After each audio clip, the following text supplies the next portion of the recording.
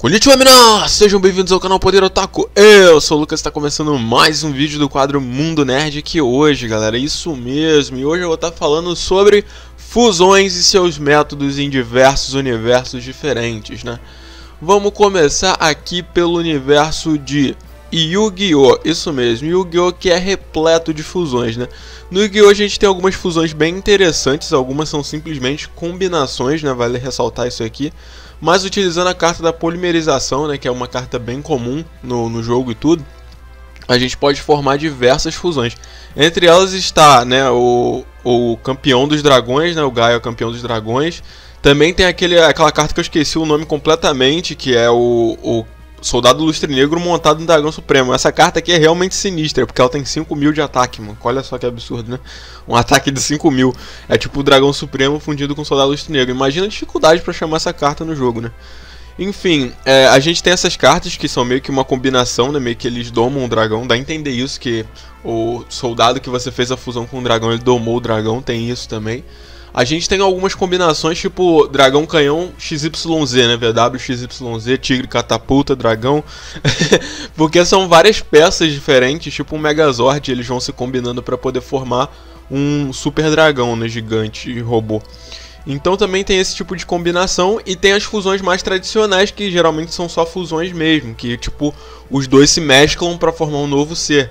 Que eu posso citar aqui todas as fusões de heróis elementar, que todas elas praticamente funcionam desse jeito.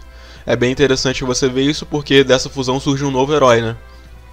Com um novo design e tudo, bem diferente do anterior dos dois, né? Mas que também ressalte a aparência dos dois de alguma forma, né? Tipo a fusão do Aviário com a Birdinatrix, né? Que dá aquele maluco lá verde. Nenhum dos dois é verde, né? O Aviário tem a roupa verde, mas o Aviário em si não é verde, só que a fusão deles dá um ser verde, né? Flamejante, e meio que ele tem as asas ali também do Aviário.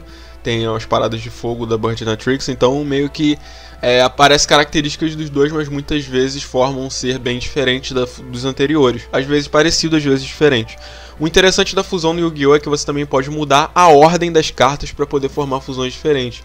Ou seja, dois personagens, né, que fazem uma fusão, se você inverter eles podem fazer uma fusão diferente. Então é bem interessante também por conta disso. Agora vamos falar um pouquinho aqui de Pokémon, cara. Pokémon tem algumas fusões também, mas eu não consideraria elas totalmente fusões, porque as duas principais que vem à cabeça quando se fala de fusão em Pokémon, né, é a do Kyurem e do Necrozma, né, que é o mais recente. Eu acho que o Kyurem branco e o Kyurem preto, que é a fusão do Kyurem com o Reshiram e com o Zekrom, só que na verdade é meio que a extração do DNA do Zekrom e do Reshiram aplicado no Kyurem, né, meio que eles usam DNA splicers para poder fazer isso. Então, teoricamente, é uma fusão, mas continua sendo Kyurem, entendeu? Não, meio que ele usa fusão ali de DNA e tudo, mas continua sendo Kyurem. A mesma coisa vale pro Necrozma, Ultra Necrozma, porque o que acontece? O Necrozma possui ou a Lunala ou o Solgaleo. Então, de certa forma, continua sendo Necrozma, possuindo o corpo de um dos dois, entendeu? Mas, de certa forma, é uma fusão, porque não deixa de ser uma união de dois corpos diferentes. Eu diria que a única fusão, assim, realmente que eu considero fusão em Pokémon é o Zygarde 100%, porque é uma fusão de várias células pequenininhas que fazem o Zygarde 100%. Então, eu considero o Zygarde 100% como uma que se parece mais com uma fusão dentro de Pokémon, certo? E também tem outras menores, tipo o caso do Slowpoke, quando tem sua cauda mordida por um Shellder, que vira o Slowbro. Isso só no anime, tá? Porque nos jogos é diferente, meio que não acontece isso nas evoluções. Mas, né, vale ressaltar isso aqui, que no anime eles citam dessa forma, que a evolução do Slowbro só acontece quando o Shellder morde a cauda do Slowpoke. Então também tem tudo isso no universo de Pokémon. Também tem um lance que é meio que igual uma difusão, eu achei bem bizarro, que é o lance do Nincada, né? O Nincada, quando evolui pra Ninjask, meio que ele deixa a casca dele lá, só que a casca dele cria vida, então meio que seria uma difusão aí nesse caso, né? E aí a gente tem também Digimon, cara. Digimon que tem fusão em praticamente todas as temporadas e todos os métodos de fusão são diferentes.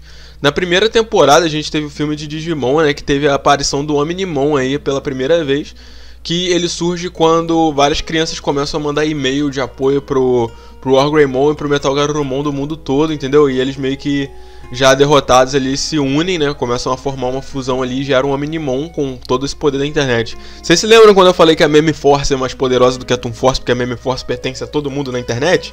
Então, exatamente isso que aconteceu com o Omnimon. Foi a galera toda da internet dando apoio pra ele, ele virou um ser tipo, mais poderoso, um dos mais poderosos Digimons que existem, né? E não deixa de ser uma fusão, porque ele precisa desse critério que é o Metal Garurumon e o Wargreymon.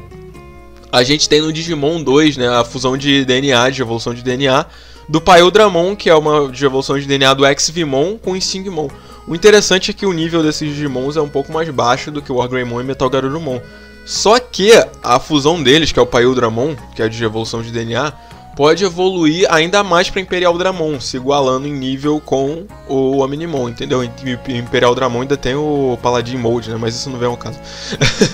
Então Imperial Dramon também é uma fusão bem interessante, né? Também tem outras fusões, tem várias fusões aí de Digimon, no Digimon 2 é bem interessante isso também. No 3 a gente tem uma fusão entre humano e Digimon, que é o ápice máximo ali da evolução do Digimon, no caso do Digimon 3, né? Que eu acho um pouco bizarro essa temática de fusão de Digimon com humano, mas tudo bem, flui bem, funciona, é uma fusão. E no Digimon Frontier, né, que são os próprios humanos que evoluem, a gente tem Susanomon, que é meio que a fusão dos 10 guerreiros lendários. Isso é bem absurdo mesmo, a fusão de 10 guerreiros lendários. Pra vocês terem uma noção do poder do Susanomon cortou um planeta no meio sem fazer muito esforço, né? Então é uma fusão de 10 guerreiros lendários, isso é bem interessante também. Geralmente as crianças que ficam no controle eram o Takuya e o Koji, se eu não me engano. Eu acho que os dois meio que controlavam juntos ali o Susanomon.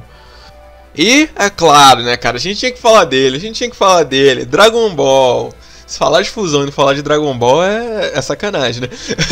Então a gente tem várias fusões em Dragon Ball com dois métodos em específico. A gente também tem o método da Namekuseidin, né, que um Namekuseidin meio que se funde com o outro. Só que esse lance da Namekuseidin é mais ou menos o que eu falei de Pokémon, né? O Piccolo, por exemplo, o Piccolo se fundiu duas vezes, com o Kami-sama e com o Neo. Só que ele continuou sendo Piccolo, entendeu?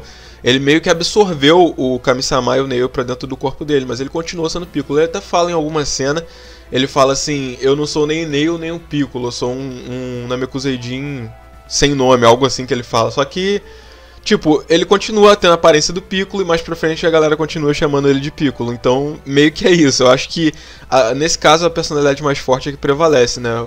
Mais poderosa, no caso. Então, meio que é isso. Tem a fusão Namekuseidin e a gente também tem a fusão Metamura e Potara. A Metamura é bem interessante, que ela é executada através da dança. Se você errar algum passinho da dança, a fusão dá errado e vai por água abaixo, né? Então a gente tem todo esse lance também, que tem que tomar muito cuidado com os passos da fusão para poder funcionar.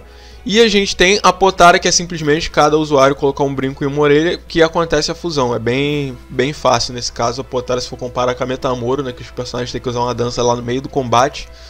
Então a Potara é bem mais fácil de ser feita. Mas recentemente eles falaram que não tem uma diferença tão grande assim de poder de uma para outra. Eu acho que é bem bacana isso, porque quando apareceu o Vegito, o Super Saiyajin 4, né? Vocês sabem que eu sou um fã do Super Saiyajin 4, mas quando apareceu o Vegito, o Super Saiyajin 4 em Dragon Ball Heroes, eu falei assim: pô, cara, agora tiraram totalmente o uso do Gogeta Super Saiyajin 4. Só que aí, se as fusões têm um poder parecido, então não tiraram o uso, eles só optaram pela Potara, mas eles podiam ter optado pela Metamura, que praticamente daria o mesmo poder. Então eu acho interessante eles igualarem esse poder para as fusões, né? A gente, além de Vegito e Gogeta, a gente também tem o Gotenks, que apareceu na série. A gente tem a Kéfora, né, que é a fusão da Caulifla com a Kali. Então também tem algumas fusões bem interessantes que foram aparecendo no decorrer da série. A gente tem o Kibitoshin, que é a fusão do Kaioshin com o Kibito, né?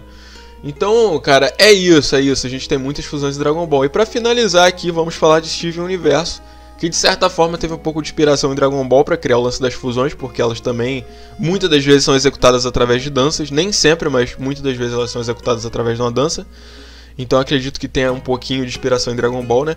E o Steven Universo é interessante que as fusões precisam ter um certo nível afetivo para acontecer, né? Então, os dois personagens eles precisam, de certa forma, estarem em acordo com aquilo para poder acontecer a fusão, né? Apesar de ter tido o lance da Jasper com a Lápis Lazuli, né? Que a Lápis Lazuli não queria se fundir, a Jasper meio que obrigou ela a se fundir à força. Só que a Lápis também quis entrar nesse lance da fusão para poder evitar que a Jasper atacasse os outros. Então, de certa forma, ela estava de acordo também com a fusão, né? Para poder ela acontecer. Por mais que não estivesse tão de acordo, mas ela estava um pouquinho de acordo. E nessas fusões Steven Universo eles precisam também ter sincronia, né? Vale ressaltar isso aqui. Eles precisam estar em perfeita sincronia e precisam ter muita concentração para se manter. Então é muito mais fácil quando eles têm um grau afetivo alto, tipo o caso da Garnet, né? Que a Ruby e a Safira, elas são tipo muito ligadas. Então é muito fácil para elas manter uma fusão estável por quanto tempo for necessário. A Garnet pode ser uma fusão por um ano inteiro ou dois, entendeu? Ela pode ficar como uma fusão por quanto tempo ela quiser. São raros os casos em que a Ruby e a Safira acabam divergindo ali em sentimentos, né, e acabam se separando. Mas, no mais é isso, cara. Se você tem mais alguma coisa pra comentar aí, comenta aí embaixo, entendeu? Sobre fusões. Faltou uma coisinha de Steven Universo. Faltou uma coisinha de Steven Universo que é que as gems só podem se fundir entre elas. E tem várias fusões diferentes, né? Tipo, se uma Ruby se fundir com uma Ruby, ela vira uma Ruby um pouco maior. Continua com a mesma aparência, mas um pouco maior, né? Mas se uma gem diferente se fundir com outra gem completamente diferente, vai dar um ser totalmente novo, né? E tem o caso do Steven, que ele é meio gem, meio humano, que ele pode se fundir com qualquer coisa viva. Ele pode se fundir com seres vivos, ele pode se fundir com gems, entendeu? Então, ele não tem restrições. A Rebecca Sugar, que é a criadora, até falou que ele pode se fundir com qualquer coisa orgânica, se eu não me engano. Então ele poderia se fundir até com animais, pela lógica, né? Mas eu acho que não vai rolar, porque a estabilidade do pensamento de um animal com um ser humano não sei se combinaria. Tipo, o Steven se fundir com o leão. Alguém comentou um negócio desse, uma teoria dessa que poderia acontecer, né? Eu acho que não rolaria. Eu acho que, sei lá, eles não conseguiriam manter estabilidade por muito tempo. Mas é isso, cara. Isso que eu queria estar trazendo pra vocês aqui hoje, né? Muito obrigado por assistirem, muito obrigado mesmo. E sayonara, vejo vocês no próximo vídeo e até lá!